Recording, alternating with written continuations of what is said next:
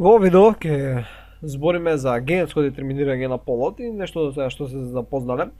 Што сме го збориле, нели како што до сега спомнавме, да речеме во сетот на хромозоми кои ги имаме, имаме, значи имаме една мајката, една таткото, ова е еден хомологен пар и мајка, татко, мајка, татко, мајка, татко и така натаму, се додека не стигнеме до половите хромозоми. Значи овие што се хомологни парови кои се нарекуваат всушност автозомни хромозоми, додека последниот хомологен пар кој го добиваме од мајка и таткото се наречени полови или секс хромозоми. И тука сега можеме да имаме XX или XY, нели барем кај човек. Така, значи, едно од овие генски конституции, нормално имаме и многу други кои се всушност различни отстапувања, не се тие природни состојби, значи овие се полови хромозоми или пак наречени секс хромозоми. Сега, спрема половите хромозоми, ќе спомнеме три главни начини за одредување на полот кај животни. Први само ќе ги наброиме, па после малце ќе објасниме подетално. Значи, првиот начин е всушност да имаме женска единка која ќе има X конституција и да имаме машка единка која ќе има X0. И ќе објасниме што е ова. И ова всушност се нарекува протенор тип, се бележи вака со латиница. Наредниот е тој со кој што сме запознати кај луѓето, односно XX се женските единки, додека машките единки се XY. И ова е познато под името, вака да го бележиме, земе друга поја, Лигеус. L-I-G-A-E-U-S. А се чита по латински. Сега последниот начин е всушност каде што имаме женското е ZW. Значи во овој случај женското се разликува, а машкото има инста генска конституција, односно ZZ. И ова се нарекува ABRAXAS. Значи Абраксас. Сега првично да го разгледаме протенор. Значи да земеме портокалова боја. Всушност, кога правиле кариолошка анализа, приметиле дека кај женските единки има екстра хромозом. Односно да речеме дека кај некој си вид 2N хромозомите се еднакво на 14 и во тој случај да речеме дали кај женска единка всушност ќе бидат 12 автозомни плюс 2 кои ќе бидат полови и тие два во овој случај ќе бидат XX. Сега кај машките исто имаме 12 кои се автозомни, но имаме само еден полов хромозом. Значи тука имало еден полов хромозом. Значи го немаме другиот. И затоа го бележиме X и бидејќи нема хомологен пар бележиме со 0 О. Сега клетките, значи женските клетки кои ќе образуваат понатаму гамети, нели која со тек на мејоза, ќе се образуваат клетки каде што ќе има X и другите ќе имаат X, значи сите ќе имаат X. Тоа се нарекуваат хомогамети, значи овие се нарекуваат хомогамети. Додека машките всушност ќе образуваат, да речеме ќе образуваат две клетки каде што едната ќе има X, а другата всушност ќе фали, значи ќе фали хромозом. Односно нели оваа ќе има всушност 7 хромозоми, оваа ќе има 6 хромозоми.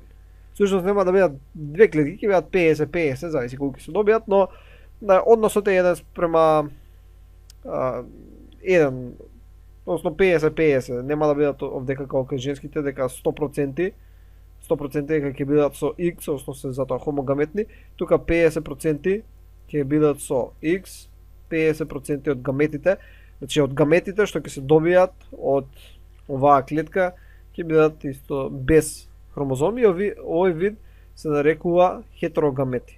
Значи машките клетки ќе бидат хетерогаметни, односно хетерогаметен е машкиот. И ова е тој протенор или XX X0 тип.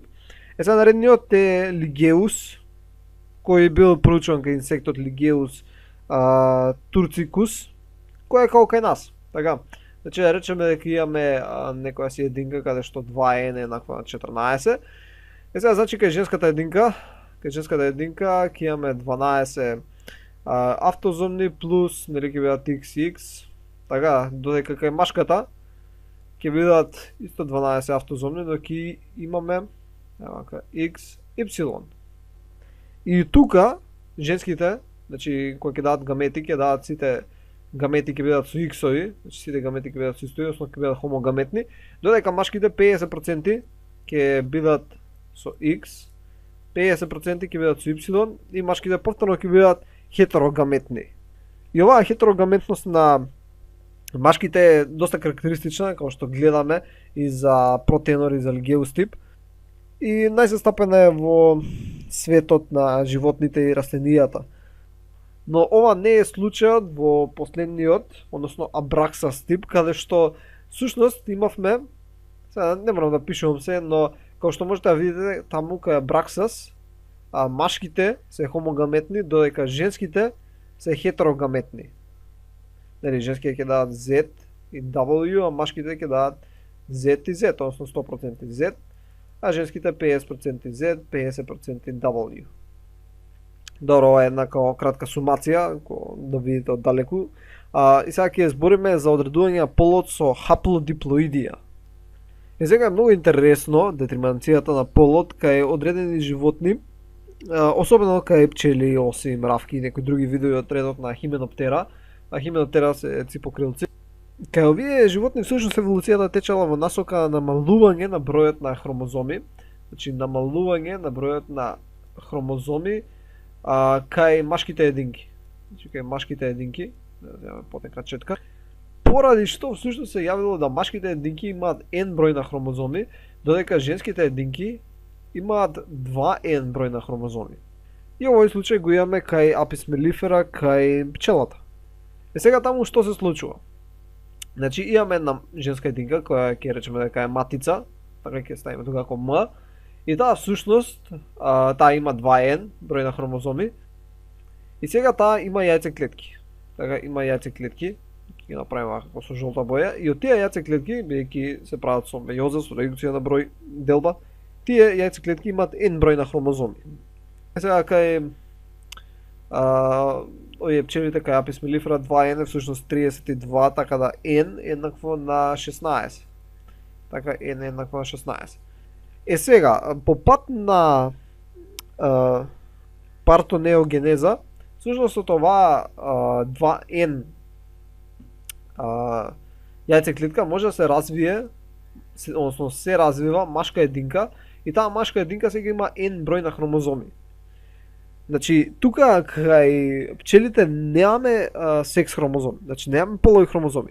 Се што го одредува полот е тоа колкав сет на хромозоми имаш. Значи, ако имаш 1, 2, 3, 4, значи ова е 1n.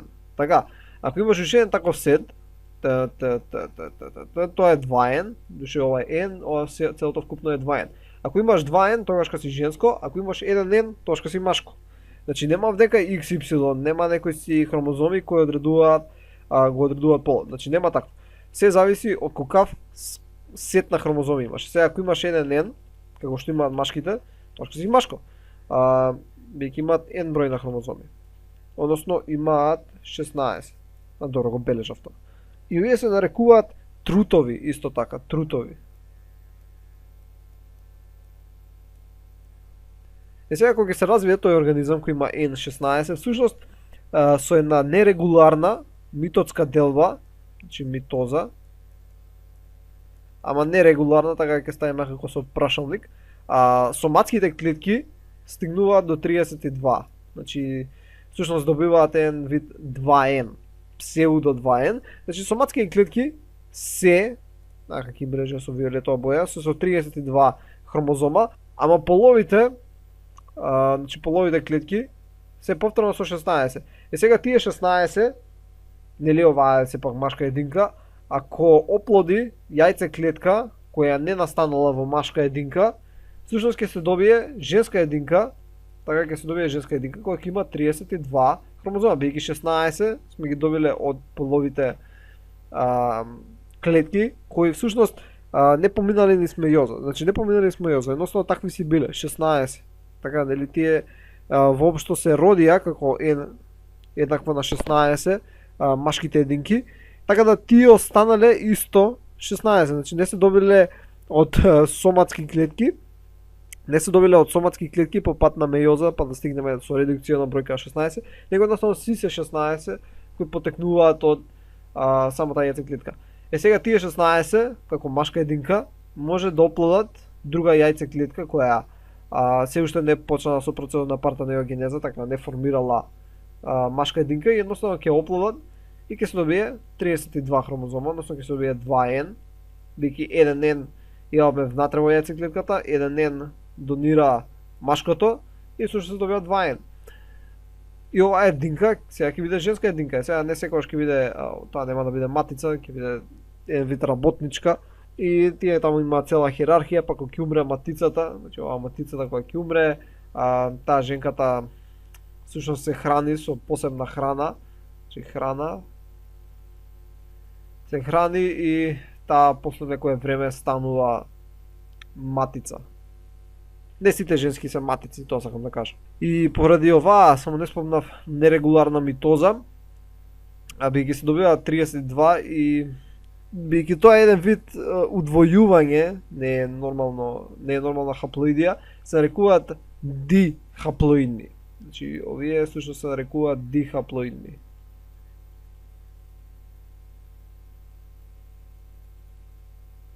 Значи не се диплоидни, него се хаплоидни, ама два пати се хаплоидни, така да се дихаплоидни. Добро, тоа беше се за ова видео. Значи интересно беше примеров со пчелите, со апис мелифера, но исто така и ги спомнавме протенор, лигеус и абраксас, типот на детерминација пол кај животни, нели XXX0, XY и ZWZZ. И тоа беше се за ова видео, ќе се видиме во наредното видео. Дојдување.